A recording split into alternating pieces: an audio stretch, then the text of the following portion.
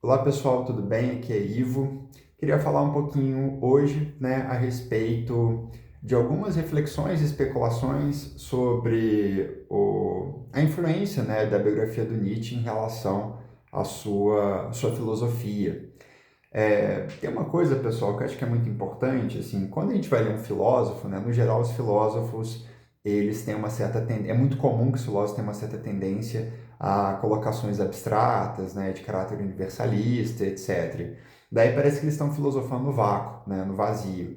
No entanto, isso não é uma visão realista, né? Fato é que o filósofo, enfim, os pensamentos do filósofo, os valores do filósofo, as projeções de futuro estão dentro de um corpo, que estão participando de uma determinada sociedade, dentro de uma época, dentro de um espaço.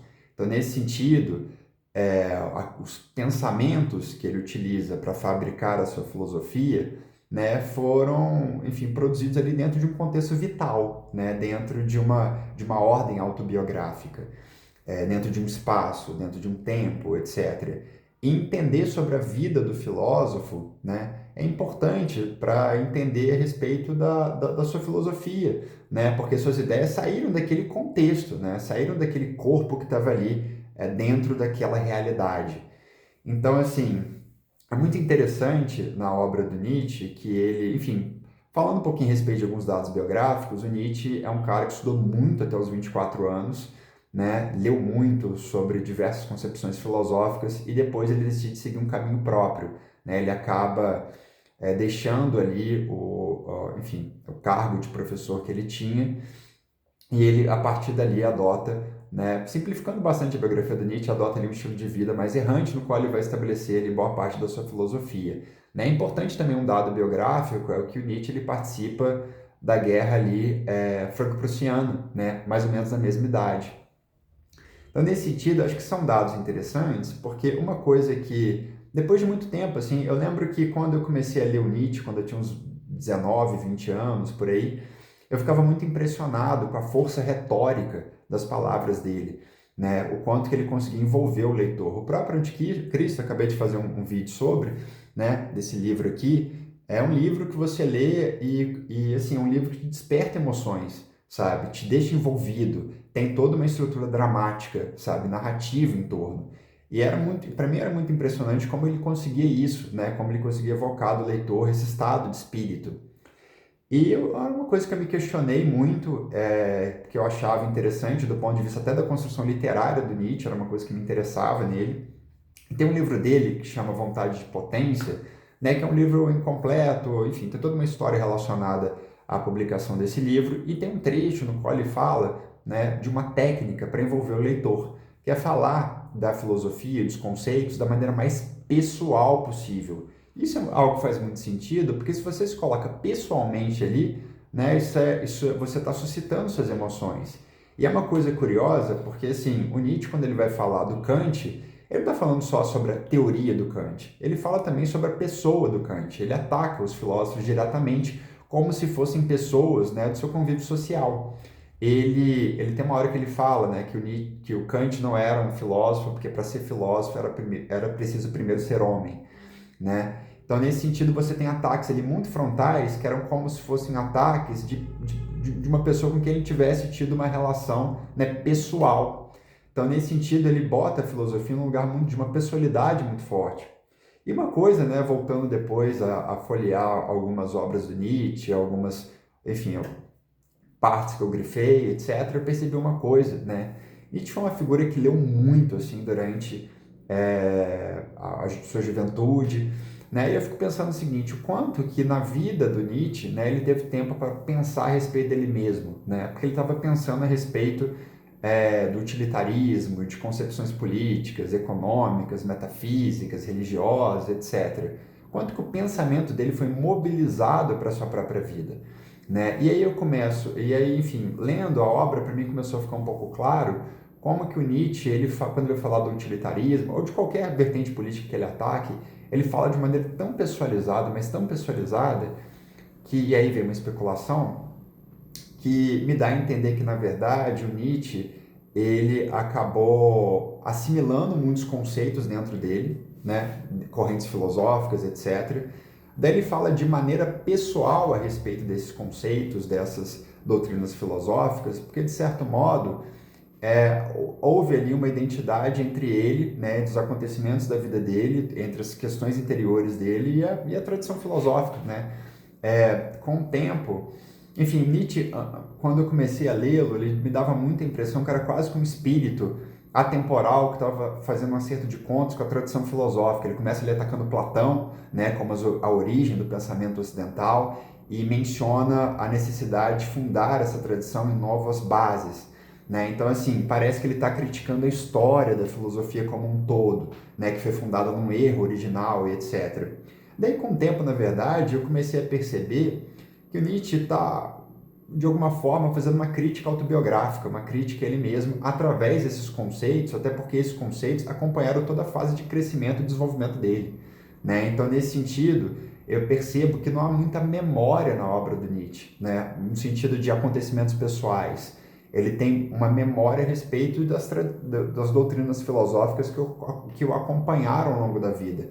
Então, assim, e é uma coisa curiosa, porque eu percebo que a maior qualidade, né, em termos de crítica filosófica dele, não é exatamente uma crítica de natureza intelectual, assim, fazendo um enfrentamento intelectual daquela corrente, mas uma crítica no sentido, né, de como determinada tradição filosófica ou doutrina filosófica, né, ela engrandece a vontade de viver ou diminui essa vontade de viver. Né? Então, uma crítica, de alguma forma, emocional e sentimental em relação a determinadas tradições filosóficas. Né? Ele sempre coloca isso, ele coloca, por exemplo, quando ele fala do cristianismo, né, ele não vai entrar nos meandros ali do debate teológico ou qualquer que seja. Né? Ele vira e fala que ele faz uma crítica, na verdade, psicológica ao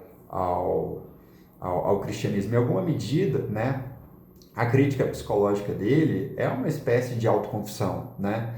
E então, nesse sentido, de alguma forma, ele faz a crítica de várias doutrinas, etc., de acordo com o impacto que aquela concepção teve nele, né? O Nietzsche, em determinada obra, ele fala um pouco do impacto que a filosofia do Schopenhauer teve nele. Ele leu O Mundo como Vontade de Representação, né, os 2 tomos, que, enfim, é a obra máxima do Schopenhauer, e ele leu em muito pouco tempo, né? Ele menciona que foi quase como se tivesse tido uma possessão ali pelas concepções do Schopenhauer. Então você percebe, né, que a filosofia para o Nietzsche deve ser um fator emocional muito forte, no qual ele encontrava concepções para tentar encontrar respostas para a própria vida, né? Em vez de encontrar respostas para a própria vida na vida dele mesmo, né, recorrendo às suas memórias, que fazem sentido interno, ele meio que tentou encontrar respostas para a própria vida através da filosofia. Então, nesse sentido, é por isso que, enfim, eu entendo que toda construção intelectual do Nietzsche denota essa pessoalidade, né? Denota esse fator fortemente emocional. O Nietzsche ele não faz tantos entraves assim, intelectuais em termos do mérito do debate intelectual. Ele utiliza muito adjetivos, construções adjetivas, né, construções de ataque emocional, né, e ele utiliza uma carpintaria poética muito bem elaborada para isso. Né? O Nietzsche ele faz muitas qualificações e desqualificações dos filósofos. Vou até ler aqui um trecho, né, que eu separei no próprio Anticristo mesmo, a obra do Nietzsche está repleta desses exemplos. Né? Ele fala o seguinte: entre os alemães, sou imediatamente compreendido quando digo que o sangue teológico é a ruína da filosofia. Inclusive, enfim, o pai do Nietzsche foi teólogo, enfim, acho que é possível especular algum tipo de rivalidade em relação a uma autoridade fundamental ali, a autoridade do pai. O pastor, enfim, o pai dele era pastor. O pastor protestante é o avô da filosofia alemã. O próprio protestantismo é o pecado original. Definição do protestantismo: paralisia do cristianismo e da razão. E aí, posteriormente, ele fala do Kant, né? Ele fala que Kant tornou-se um idiota, e aquele homem era contemporâneo de Goethe. O Nietzsche tinha um apreço profundo sobre o Goethe. Aquele calamitoso fiandeiro de teias de aranha foi considerado filósofo alemão, e ainda é. Prefiro não dizer o que penso dos alemães. Então, assim, o Nietzsche ele ataca fortemente, assim, de maneira muito pessoal, os filósofos, e porque eu acho que isso faz sentido dentro da biografia dele, dentro da história dele, né, já que ele, enfim, leu esses filósofos quase que no meu entendimento, né, fazendo uma união entre a biografia e a literatura dele, como uma forma de encontrar respostas para a própria vida. É como aquela situação, né, você está mal, e aí você procura um amigo para conversar a respeito, para tentar encontrar respostas para a própria vida. Nietzsche foi muito solitário, né, parece que ele fez esse processo através da tradição filosófica. E aí, quando ele chega a determinada idade, se vê sozinho, ele acaba fazendo um acerto de contas com a tradição filosófica. Eu acho que é um acerto de contas com ele mesmo, né? Com a trajetória dele dentro da filosofia. E nesse sentido, acho que também cabe uma outra especulação, que é o seguinte: o Nietzsche, ele tem alguns traços, alguns comportamentos, alguns pensamentos que são parecidos assim com quem sofreu um estresse pós-traumático, né? O Nietzsche, ele participou da guerra, e a Guerra Franco-Prussiana, né? Existia toda ali no século XIX a ideia do europeu como civilizado, como desenvolvido, como, enfim. E aí você tem enfim, Nietzsche é lançado, ele é criado dentro de um meio cristão, dentro desse contexto, e ele é lançado ali para uma guerra, e a guerra é sempre, né, enfim, uma destruição de sentidos, enfim, uma grande destruição de ilusões fundamentais, né? Você vê ali o pior do ser humano, né? Então, nesse sentido, é razoável pensar também que, de certa maneira, a obra filosófica do Nietzsche, em virtude dessa forte carga de pessoalidade, essa forte carga biográfica expressa não através de acontecimentos de vida, mas através de conceitos, né, como aqueles conceitos pessoalmente o atingiram, né, pessoalmente tiveram um efeito psicológico nele, ele coloca de maneira objetiva dentro dessa filosofia, né, acho que é interessante pensar também que o Nietzsche pode ser um caso de alguma figura que teve, né, que estava ali de alguma forma através do debate filosófico lidando com uma situação psicológica, né, de estresse pós-traumático, algo nesse sentido.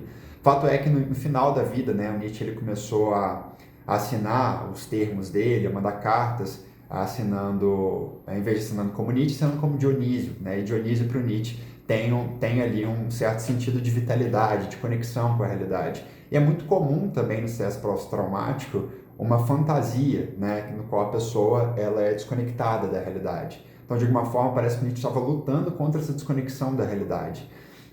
Enfim, aí você tem casos, né, por exemplo, a pessoa é abusada sexualmente, ela substitui aquela memória por uma abdução, né, isso é tratado na literatura psicológica que trata ali desse problema. Então, acho que também é interessante entender, para além assim, das críticas que a gente faz à tradição filosófica, né, fazer um paralelo com a sua própria vida e tentar encontrar ali os sentidos fundamentais de sua filosofia em sua vida, né, porque, enfim, existe uma certa pretensão da filosofia, né, de atemporalidade, de estar além do seu tempo, mas fato é que, enfim, a gente está dentro de um tempo, de um espaço, né, a vida ela se dá em contexto, né, necessariamente sitiada, né, contextualizada.